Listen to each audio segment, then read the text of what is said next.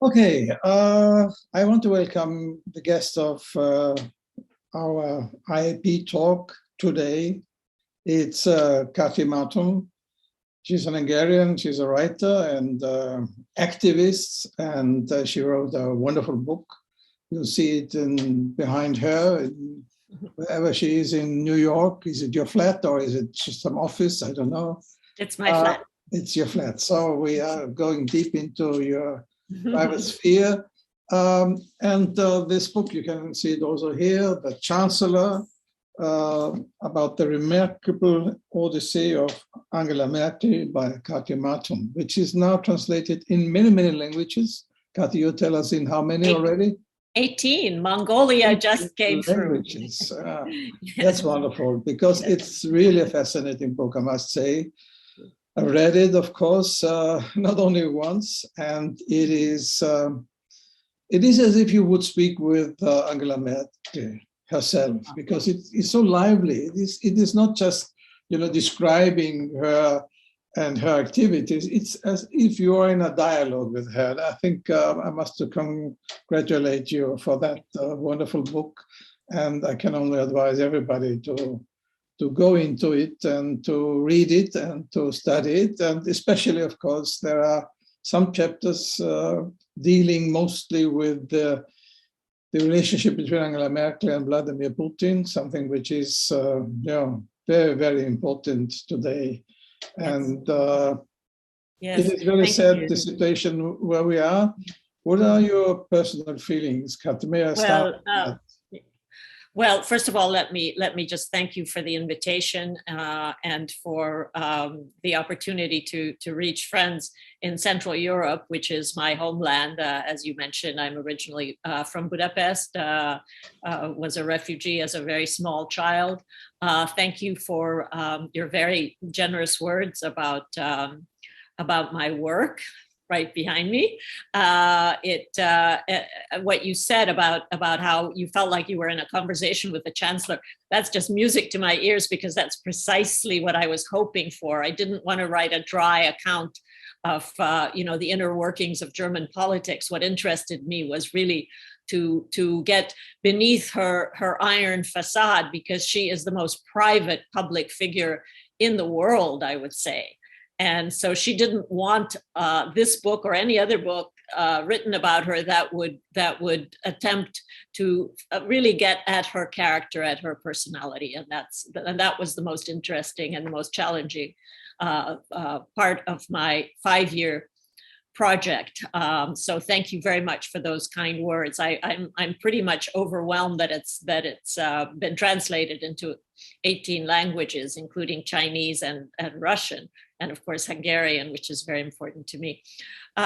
So I am frankly devastated by what is happening in Ukraine, and among my first childhood memories is seeing Russian tanks, Soviet tanks, pouring into my hometown of Budapest, a devastating and unforgettable and traumatic event in a child's life or in anybody's life. And that's when we began our journey as refugees, leaving behind everything. We left, my mother and father and sister and I, with 4 suitcases. So my heart goes out to the hundreds of thousands of new refugees now pouring into Europe.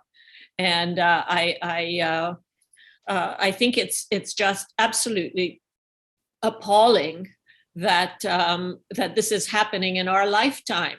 I never expected a replay of those events from my early childhood, and here we are. But at the same time, Hannes, I have to say that I am incredibly heartened and even proud of how the European Union and the transatlantic relationship, which was really the bedrock of Merkel's foreign policy, to switch now to Merkel a little bit, is proving to be alive and well. You remember only 2 years ago, Emmanuel Macron said that NATO was brain dead. Well, guess what?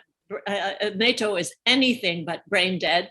And I think that Putin really miscalculated And but whatever his miscalculation, it's having tragic consequences. And again, to bring back to our topic today, this is precisely the scenario that Merkel fought against for 16 years. And if I'm devastated and you are devastated, we can only imagine how shattered she is to see that everything she worked on, the hundreds of hours that she spent with Putin, not pleasant hours, have crumbled.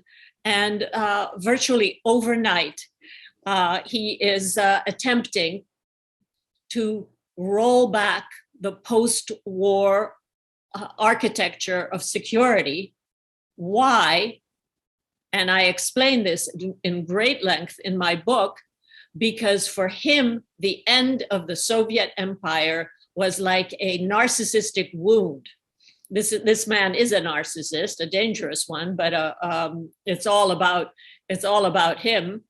In contrast to Angela Merkel, who is all about the people that she serves. She takes the notion of public servant, public service, to mean that it's not about her, it's about the people. He has the opposite view, and it is proving to be very dangerous, but let me just again commend all my friends in the EU, and you're one of them, and also in Washington. I think that under Biden, the United States is also unified behind this. And again, this must be a big blow for Putin. Yeah, absolutely, absolutely. Well, I think what you said about Putin is absolutely correct if you read the book, but if you see his last speeches, you see this personal aggressiveness, this revenge, the idea of changing the turn of history or drawing it back. Yes, yes. So that's absolutely true what you said. But we will come to that a bit later. Let's perhaps start going to the subject. That's good. We have to.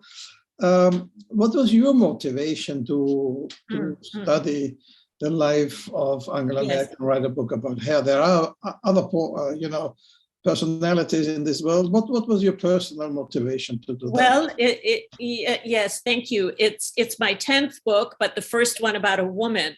And I thought that it was amazing that no one had really written about, had done a character portrait of her. How is it that this triple outsider, so from the East German, a scientist, and a woman in a male political culture of West Germany, was able to not only be elected once Chancellor, there are flukes, but 4 times. What combination of skills and gifts did she have, powers, that enabled her to overcome all these handicaps? And it wasn't at all obvious, because she's not what you call a dazzling presence. She is deeply lacking in charisma by her own admission. She's a very poor speaker, as you know. So what did she have that she could pull this off in a country that, unlike every other country in Europe, never even had a queen? So it was a 5-year passion project.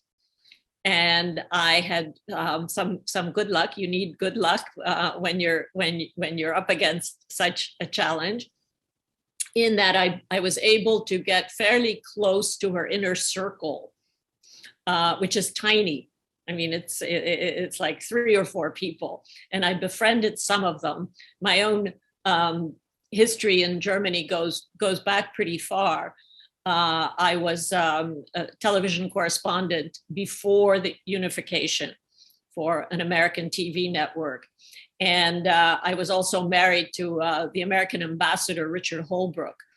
And in fact, the first time that I met the Chancellor was because she asked to meet Richard. who had just recently negotiated the end to the war in Bosnia, famously the Dayton Accords. And Merkel typically, because this is how she operates, she likes to learn from people who are good at whatever it is they do. She's constantly learning.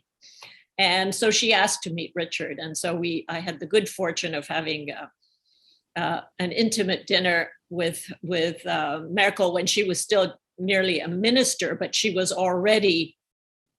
had set her sights on becoming chancellor. But Hannes, here's one of her superpowers. She never let on what her ambition was or is. She has tremendous self-control. And this is something that has really served her well, because the men around her, and I'm no offense, but they tend to be rather blustering macho peacocks. She was not blessed in the people that she served with on the world stage. She had some of the biggest macho leaders in recent history. I don't have to list all of them, but let's just list a few of them. In addition to Putin, there's Erdogan and Orban and Bolsonaro, and of course, the most monstrous mountain of ego, Trump. So I describe in my book her relationships, really how she outplayed all these men, and one of her powers is that she lets them, erupt like volcanoes, and without engaging. And then when they're done with their bloviation, their eruption, it's as if she didn't even hear them. She presses on with what is important and what she deals with. She is never drawn. She never matches bluster with bluster. You will never hear Merkel attack any of these people, not Putin, not Xi Jinping, not even Trump. She's all about getting results, even if the results are not definitive or consequential. She just thinks that it's about finding common ground, and to find common ground, you have to let the other guy have his say. And sorry, but I need to return to Putin for a second. I know we're going to talk about her formation and so on, but since Putin is on your mind and mine, and I suppose everybody's, she really understood where he was coming from in a way that no one on the world stage today does, because she is a product of the same Soviet formation. 35 years she spent in the Stasi state. She was 35 when she first crossed from East to West Germany. So she knows through her personal encounters with the Stasi, the East German equivalent of the KGB, what a guy like Putin is capable of in terms of cruelty and deception. And she was never for a minute fooled by Putin the way famously our President George W. Bush claimed that he looked in Putin's eyes and saw his soul. I mean, really? She never saw his soul. She saw a cold killer, but a cold killer with whom she had to negotiate, and did so with extraordinary success. And I don't think it's a coincidence that, some weeks after she left the chancellery, he unleashed this aggression. I think he's testing the will of the West in the post-Merkel world. Thank you very much. Let's go directly to this question of self-control. As you mentioned, she was raised in Eastern Germany. She was born in Hamburg, but she was raised in Eastern Germany, in the Stasi state. And of course, as far as I know, also from your book, it was in a very fragile situation. On the one hand, of course, she had to adapt because it was a system she could not overturn.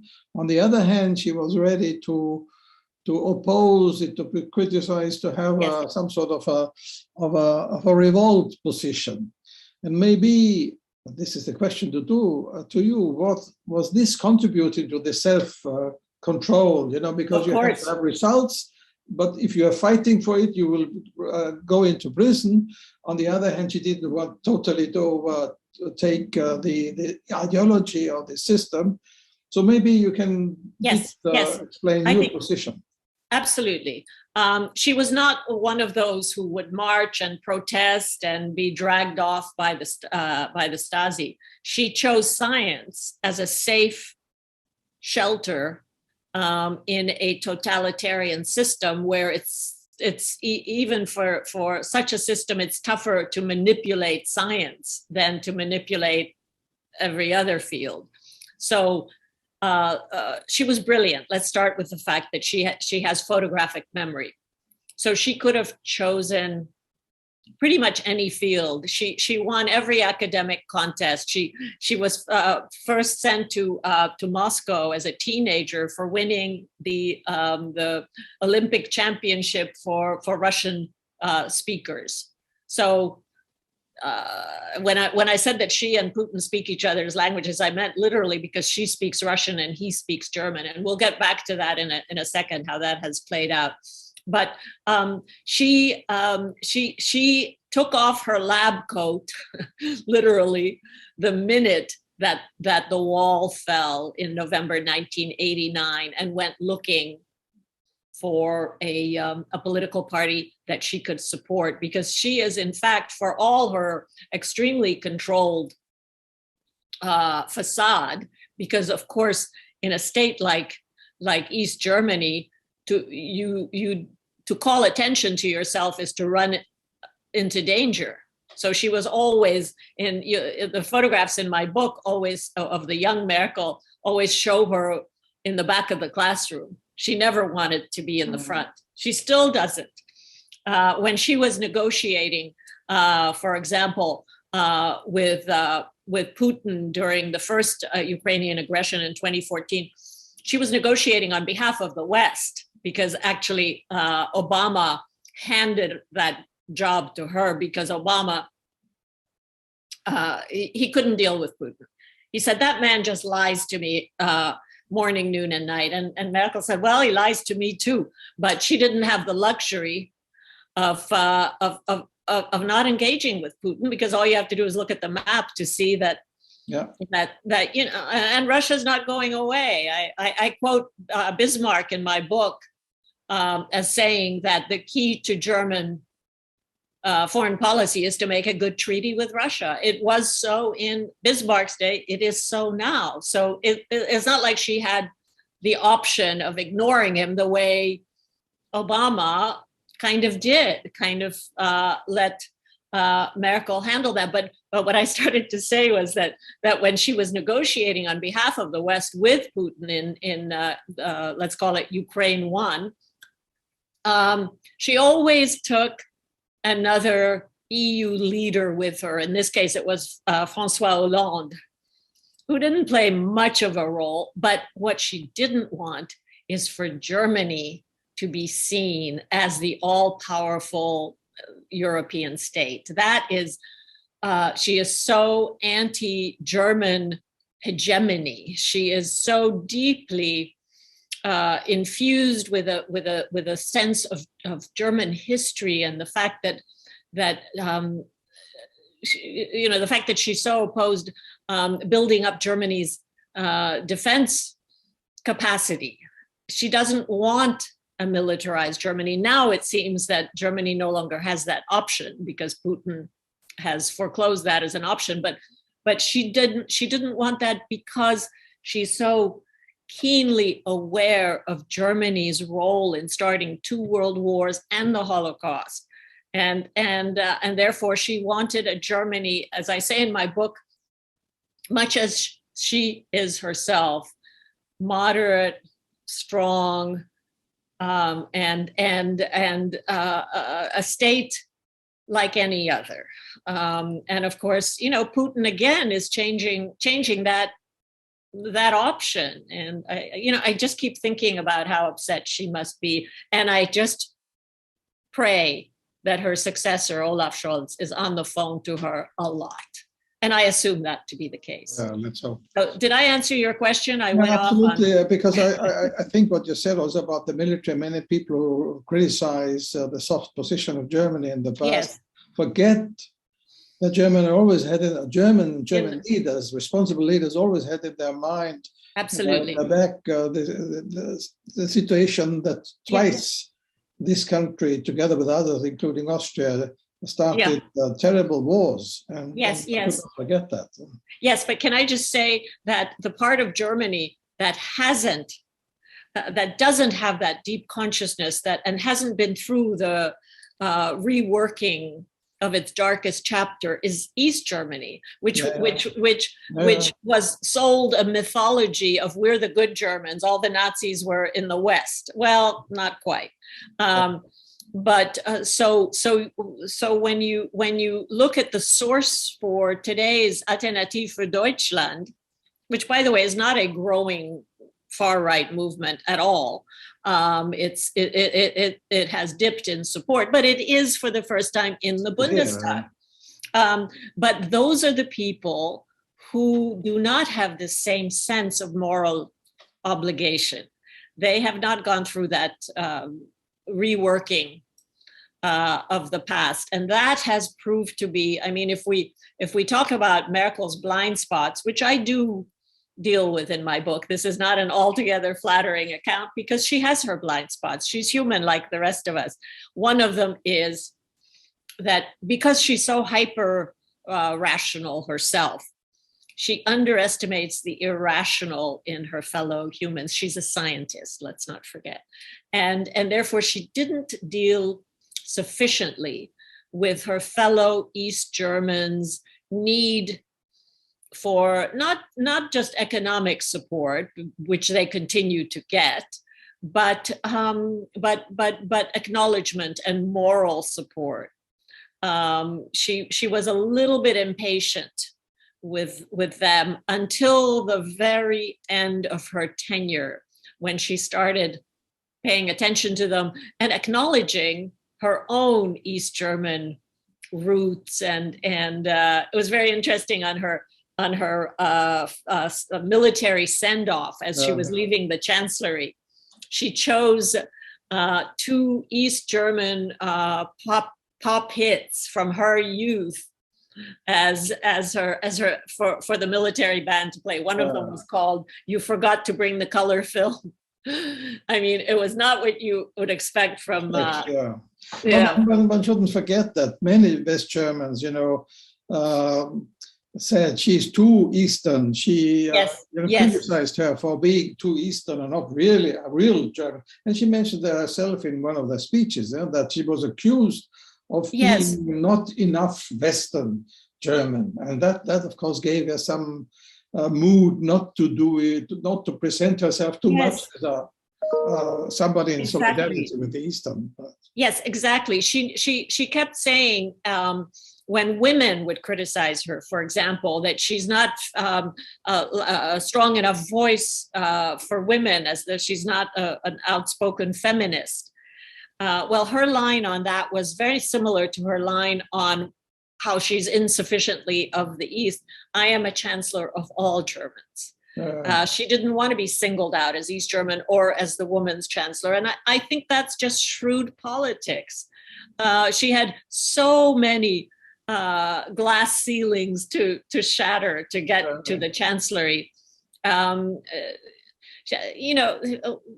I'd love to get into what a shrewd politician she is, because again, she's not, one of my surprises in this, as I tried to get inside her head a little bit, was how canny She really is, because she doesn't appear to be. She just seems, so completely, like everybody's favorite aunt or granny or whatever, I mean, the fact that she's called Mutti by so many Germans, it's very sexist, but she kind of feeds that by her affect and her unthreatening demeanor, which, as I mentioned, has really helped her along the way get to the top, because every step of the way, these powerful politicians underestimated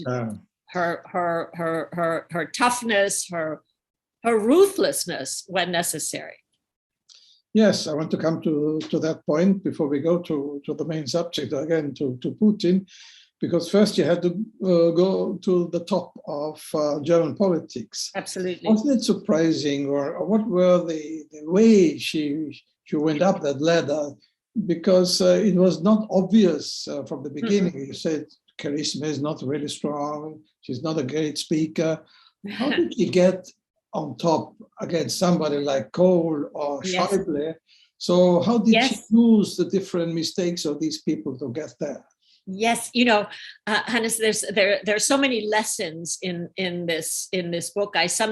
For politicians, but not only for politicians, for anybody who's interested in power, understanding power, or how to get power, and how, above all, to maintain power. And I sometimes felt that I was writing a second version of Machiavelli's The Prince, called The Princess, because she really has so many lessons to teach us. So how she got there was by shielding her motives, her ambitions, and observing who were successful, what she, the way she wanted to meet, my husband, and find out from him, how do you negotiate with a guy like Milosevic? She was always learning. And never let on what her ultimate aim was. And the fact is that she ended the huge career of her mentor, Helmut Kohl, who was responsible for the unification of East and West Germany. How did she do that? With a surprise move. She is very cautious, but when there's an opening, she goes for it. So with Kohl, when Kohl was caught in a kickback scandal, refused to release the names of the people who'd been privately funding him, his election campaign. Merkel was the only one who had the courage in her party of mostly men, CDU. She wrote an editorial, an op-ed in the Frankfurter Allgemeine, saying essentially the headline could have been "The King is dead," saying, "Helmut, it's time to go." And she thereby ended his historic career and cleared the way for her own ascent to Chancellor. By the way, Kohl never forgave her, not fully. He had to acknowledge her brilliance, because he recognizes a political genius when he sees it. But he never forgave her. And so with Gerhard Schröder, who, by the way, is looking pretty terrible these days. Absolutely. My gosh, as Putin's last friend. Election night in 2005, it was a very close election, and they were on a TV show together, and he refused to acknowledge that it was too close to call. And like so many of the macho men she was up against, he just started, bloviating about not even acknowledging the fact that Merkel was sitting right there next to him. You expect me to make a deal with Mrs. Merkel? And she said nothing. She just let him destroy himself. So she never, as I say in my book, she never actually lights the fire, but nor does she run for the fire hose to put it out. She let him destroy himself. And then she leaned into the microphone and said, you did not win. And we're not going to destroy democracy here. I mean, just dead calm. This kind of surreal calm of hers really unhinges her opponents. It unhinged Donald Trump. And certainly Putin did his best to shake that composure by trying all his practiced KGB stratagems, like unleashing his dog on her, knowing that she was afraid of dogs because she had been bitten. Gave her the KGB eye staring contest, where whoever blinks first is the weaker one. She did not blink first, and when Putin's dog Coney, a giant black Labrador, went sniffing around her, she just froze. Her staff was furious, but she said to her staff afterwards, "He has to do this. This is all he's got." I mean, she really thinks that I don't think she would like me saying this, but I'll say it anyway, that women are the stronger gender, that women can't afford to be that hubristic. The way men who have had all the power for how many millennia can. So for destruction. Yes. She doesn't. She believes that women are more capable of getting the job done because it's not about their ego. Okay, apropos ego, let's go to the relationship with President Putin. Yes. You write also in the book, and it's clear they have some similar background. She was raised up in Eastern Germany. Putin was also in Eastern Germany as a spy, as a KGB officer. He had his experience, his, so to say, founding experience when the revolution took place, and also, he had to defend the spy center or the KGB center in Dresden and so on. Yes. Now, what is your feeling? Because you write quite rightly that one of the main turnaround was in 2007 at the Munich Security Conference, when she had to listen to Putin, when Putin gave his first really aggressive speech. Terrible. And after that, of course, it continued. So was this a turning point? Did you know, or did you feel already Putin before in what way he would go? You can a bit elaborate on that. Yes, you're quite right. 2007 was when he stopped being Mr. Nice Guy. Because until then he said that Russia would be a European nation, i.e. a democracy, and the West had high hopes for him.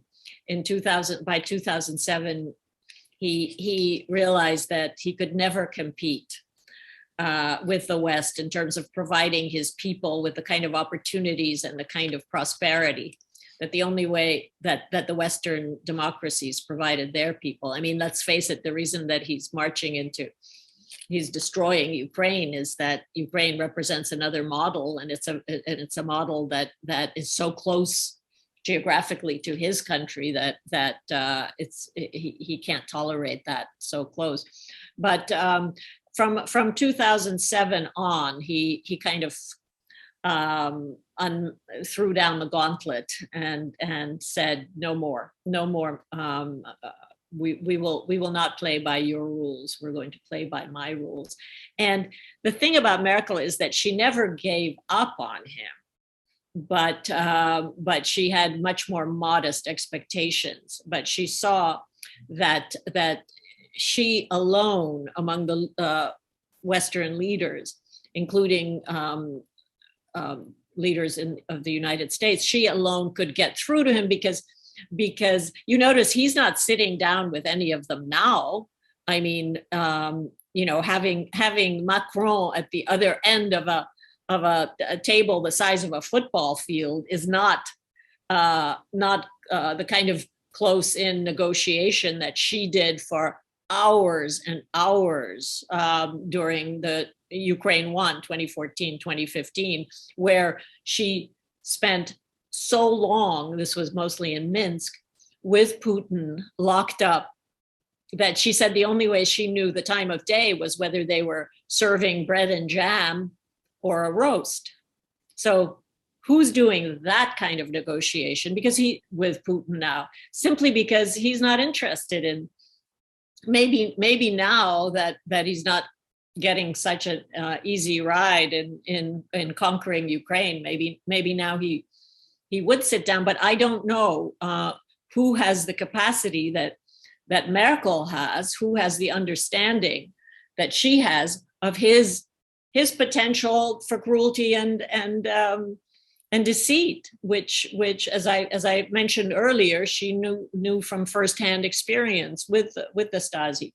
So he respects her. They're like a dysfunctional marriage where they know each other very well.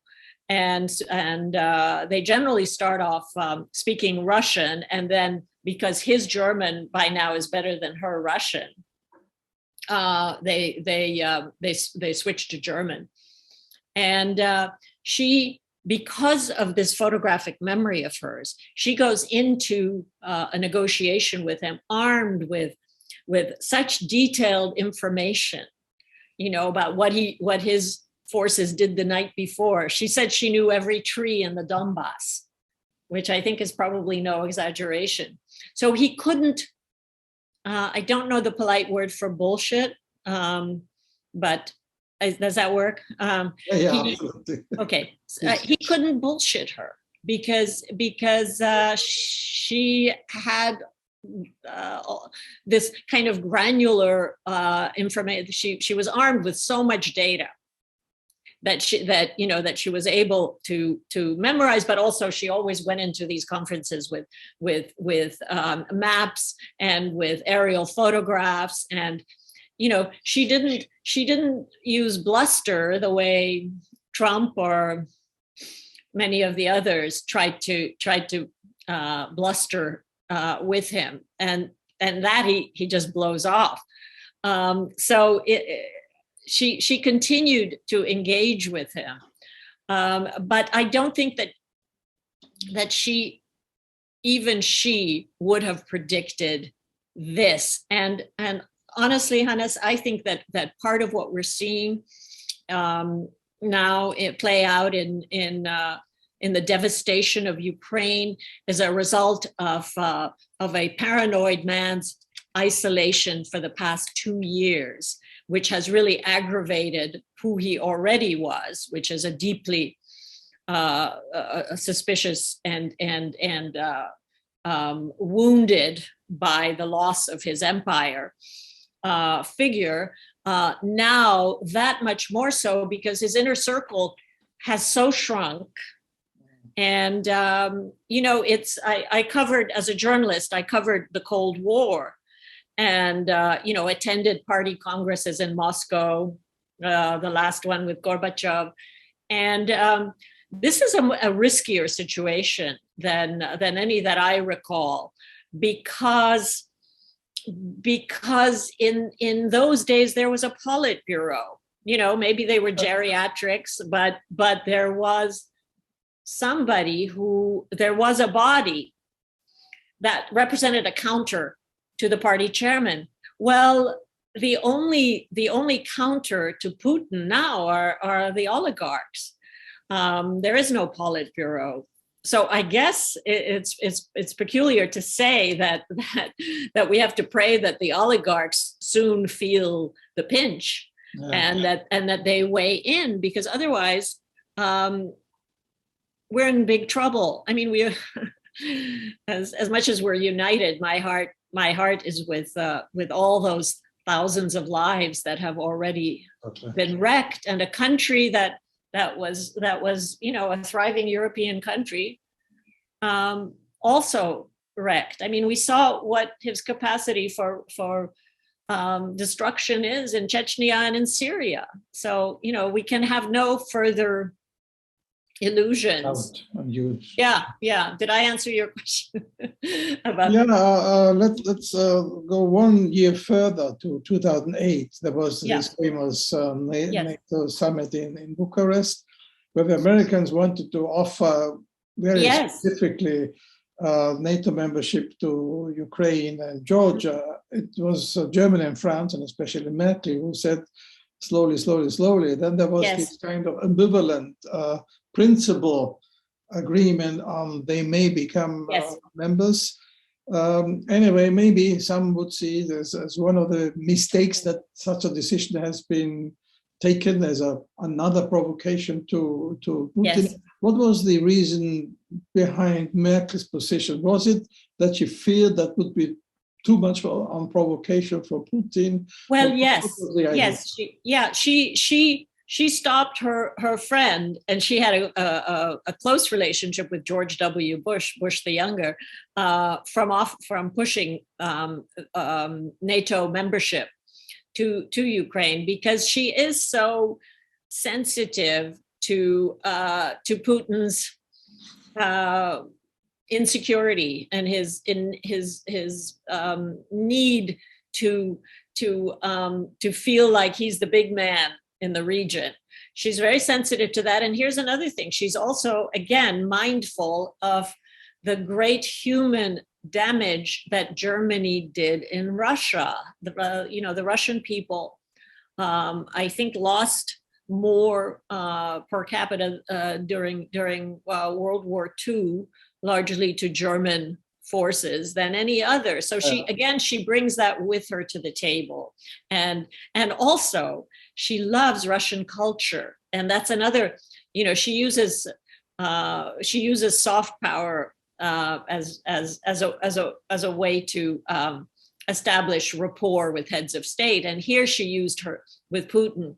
She used her love of the Russian language, Russian literature, Gogol, Dostoevsky, Tolstoy, etc. All of which feeds his pride, and eased her way with him. I mean, we can't underestimate the role that the human factor plays in diplomacy. And she used all of that, and she thought that it would be too much too soon for him to swallow if Ukraine were offered NATO membership.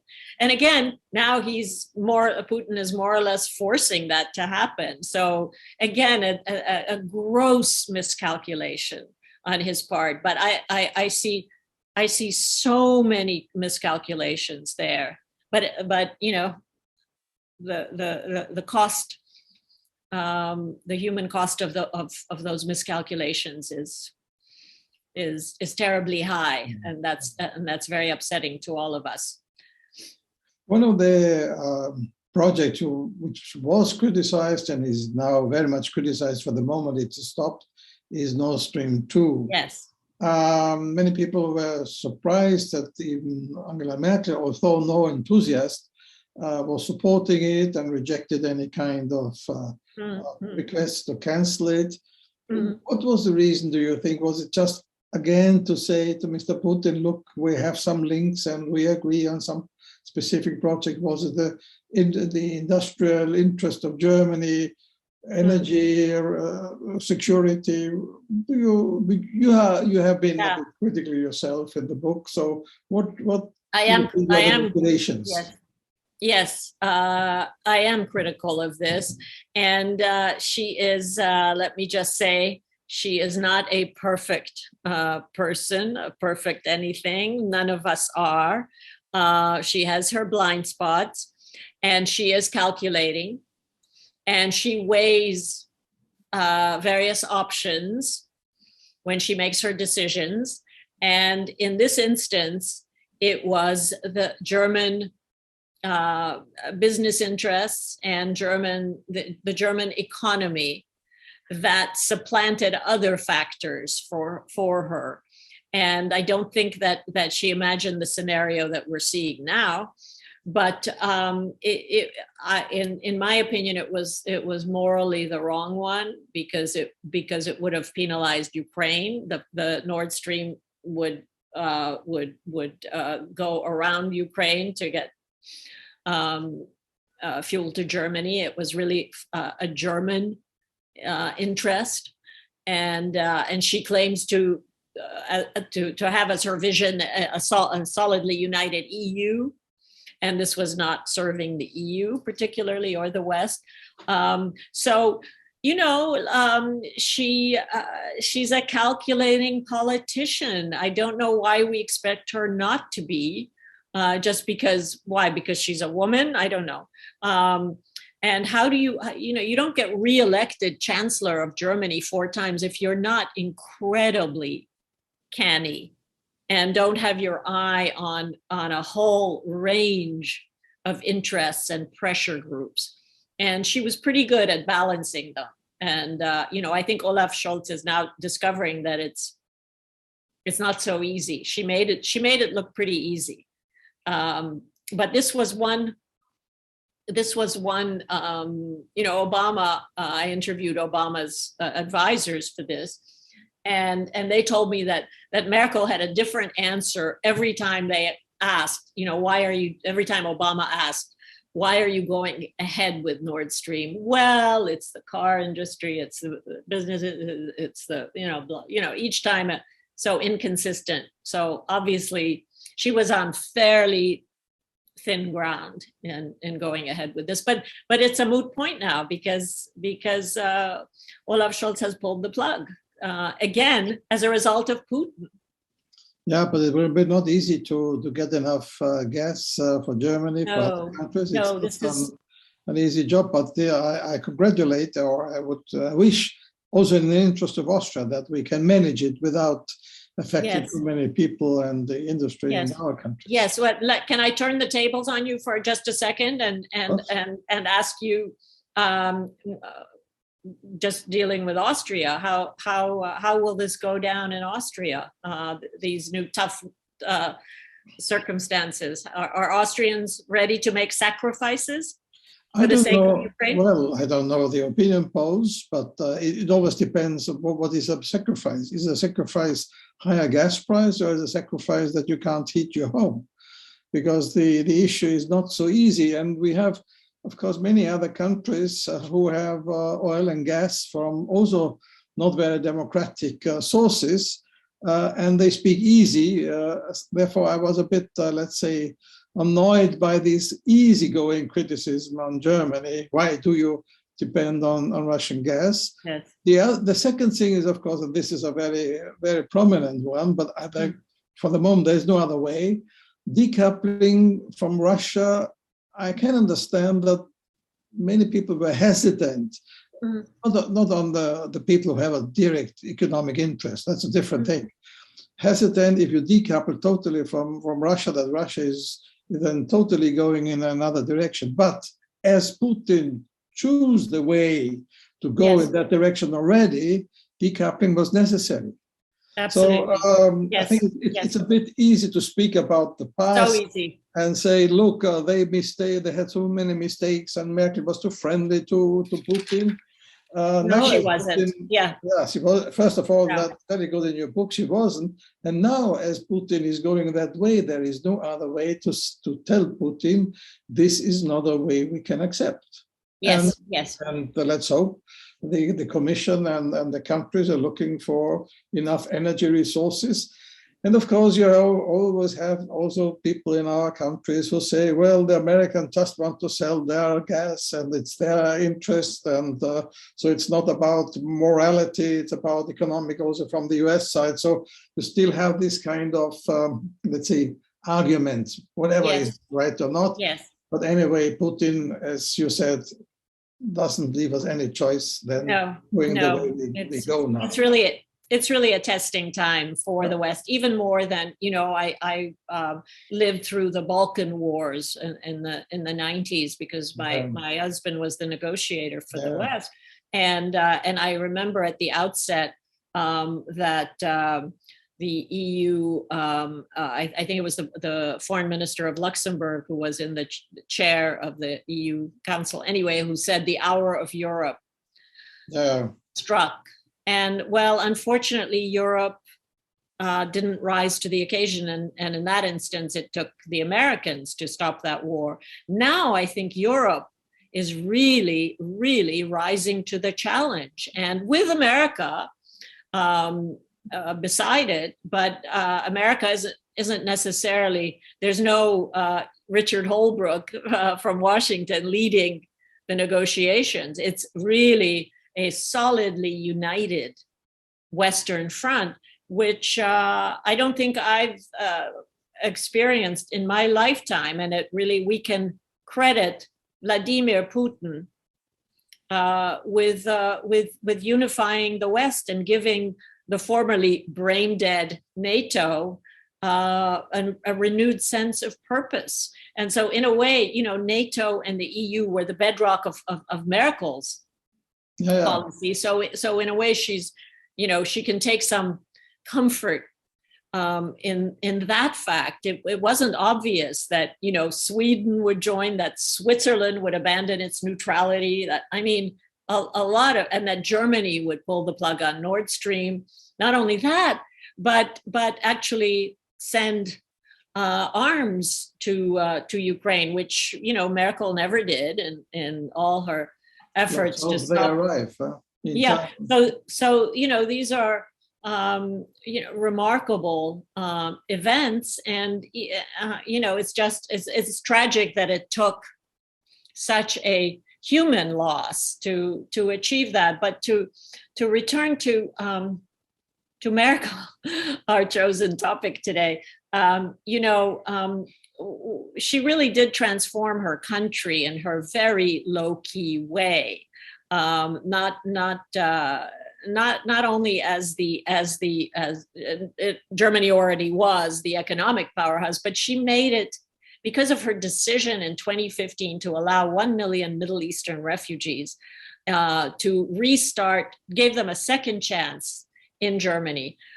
She transformed Germany into being the moral center of the world, I would say, which, you know, for those of us who know history, is quite remarkable. 2 generations from the Nazis, for Germany to be the moral center.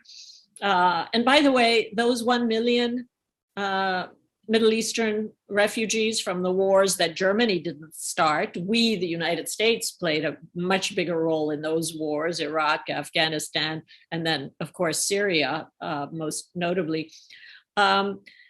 They have been integrated into German society. It's not even a big topic anymore. And as I mentioned earlier, the Alternative für Deutschland is not thriving. And I during COVID, it really kind of lost its way.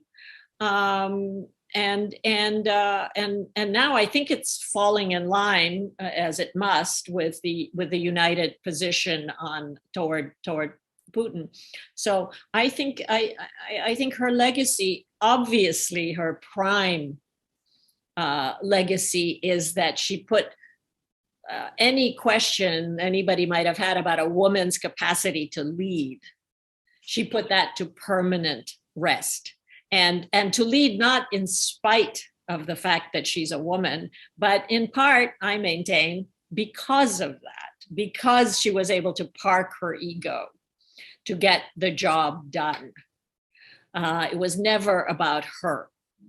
This kind of very shrewd but self-effacing policy is such a great role model for all of us, really. I honestly, in the 5 years that I tried to penetrate her iron shield, I learned so much about how to get things done, and how amazing how much you can get done if you don't take credit for it, you know, if you let others take credit. But of course, that takes a very centered ego. She's got a very robust ego. You don't set out to become Chancellor of Germany if you don't have a strong ego.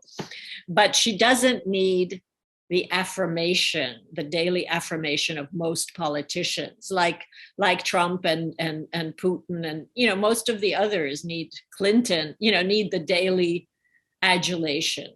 She does not. When she's not working, she retreats into a private realm. No one in her staff has even been to her apartment. And even, you can see some of my stuff behind me. I see your beautiful collection of books and art.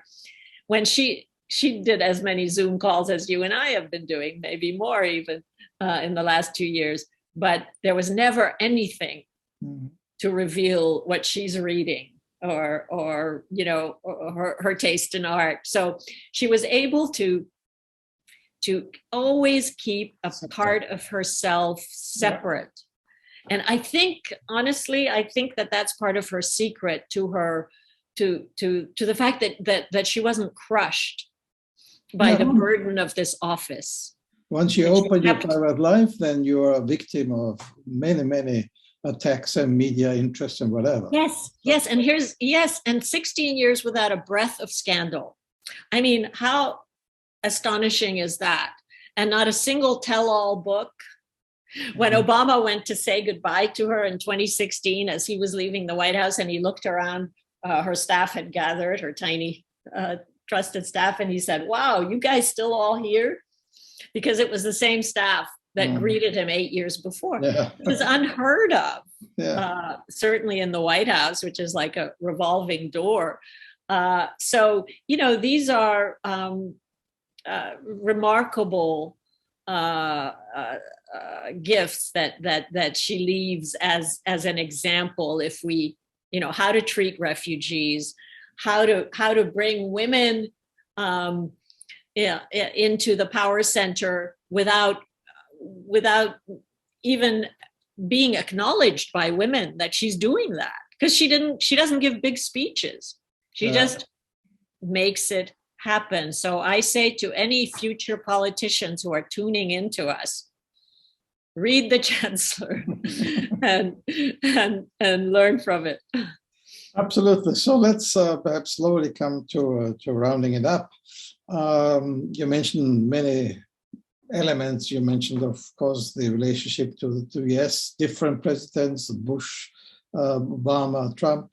But anyway, what is very important is that she left a different Europe, not only a different Germany, but a different Europe. And Germany was the center of morality, as you said, especially on the refugee issue. But of course, she influenced other countries, not all countries. She could not influence all countries. We will come to that perhaps when we speak slowly or a bit about Hungary and Poland.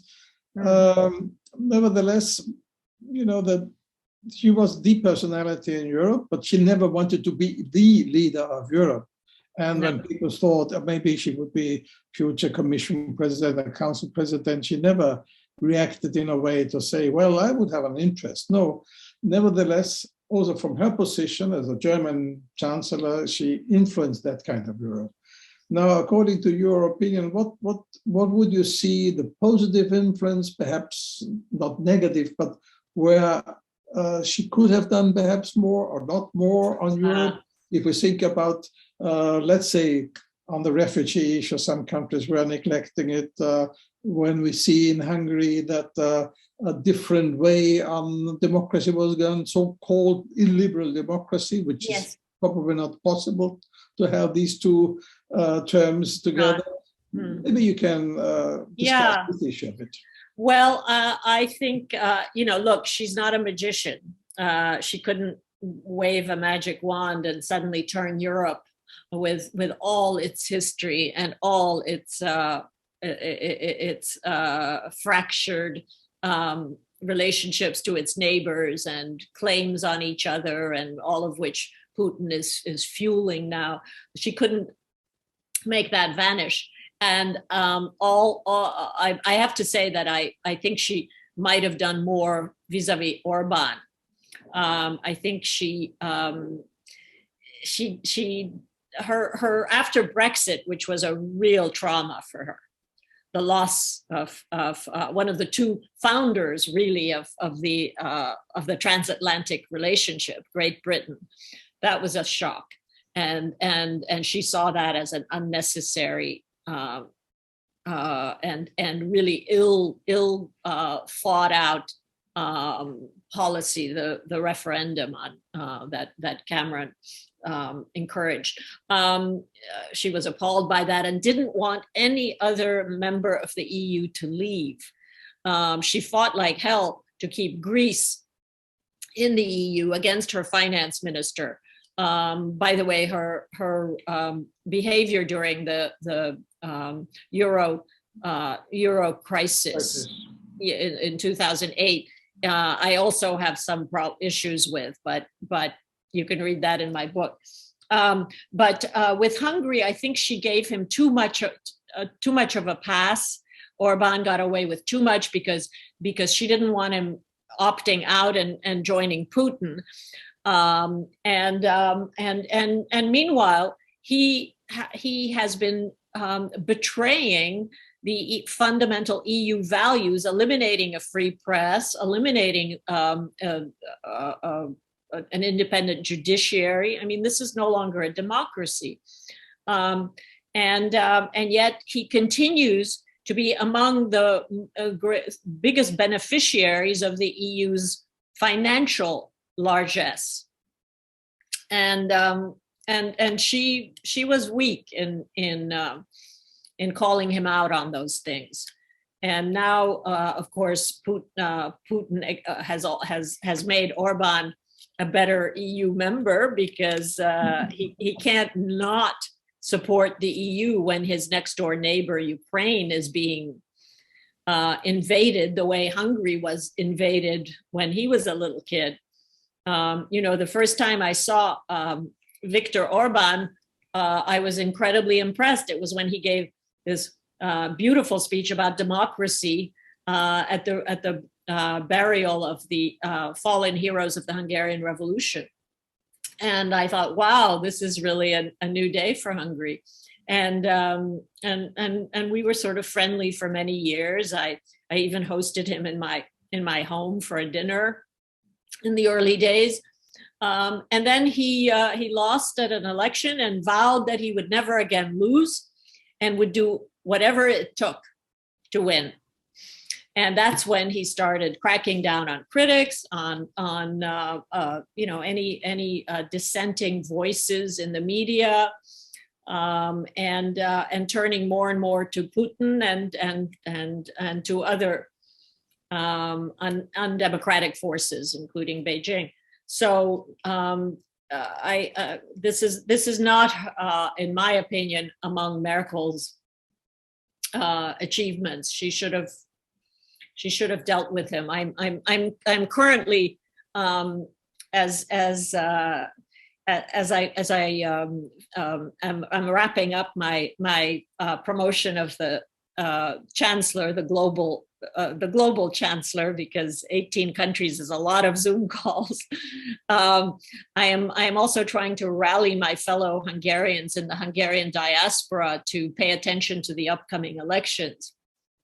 Orban is facing his toughest opposition because the famously fractured Hungarian opposition has come together to support one candidate.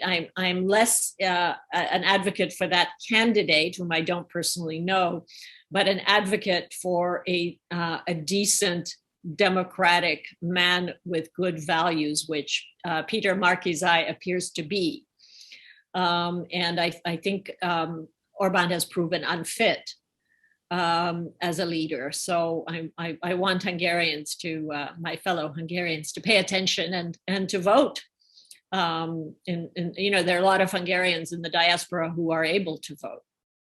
So that's my current activist project before I dive into my next book. That's very, very, very important for us in Europe that Hungarians vote, as we saw also in Bosnia and Herzegovina, where there's a similar initiative from Austria coming from Bosnia, who also tries to organize the diaspora. Because in some countries, diaspora is more nationalistic or on the right, but in some countries it's more critical about, especially those who have had to leave because of the system at home.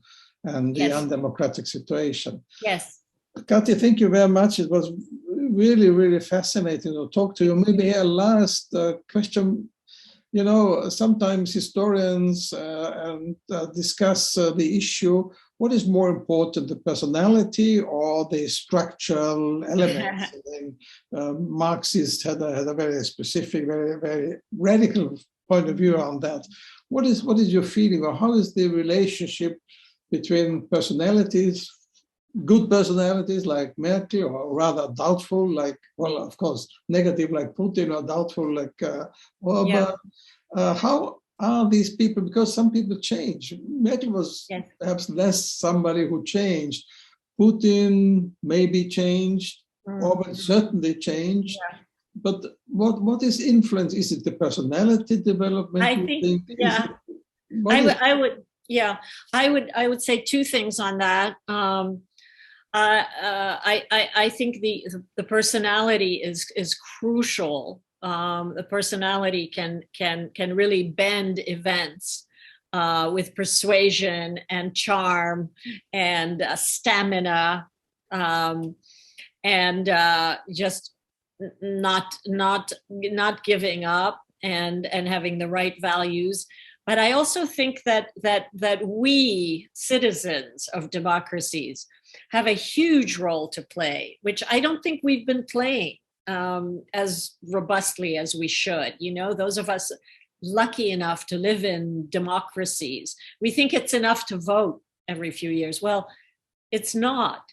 We have to pay attention. We have to engage. We have to know what is being done in our name. You know, this was to in closing, to return to Merkel. You know, in her final 2-3 years, in almost every speech she gave, and because she's a poor speaker, people sometimes don't pay sufficient attention. She talked about what a tender flower democracy is and how civilizations rise and they fall. And she cites the example of the Incas, for example, and when she visits Beijing, as she has done more than any other head of state, she always notes that there was a time when the Chinese civilization was dominant in the world, and then it was eclipsed for a whole bunch of reasons.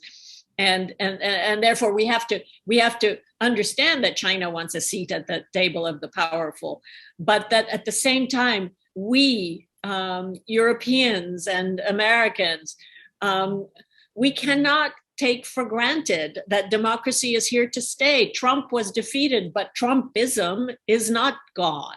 So we have to stay alert, we have to stay awake, and we have to engage. And again, I think for tragic reasons, Putin has done a great deal to wake us up from our complacent slumber in the West. So I would urge all of us to pay closer attention, because we don't want our children to live the life of refugees, which I lived as a kid. Nobody wants to leave home. Nobody should have to fulfill themselves in a foreign country. And Hungarians in large numbers have been doing that. 500,000 apparently have left since Orban came to power, out of, I don't know, 9-10 million. That's a lot.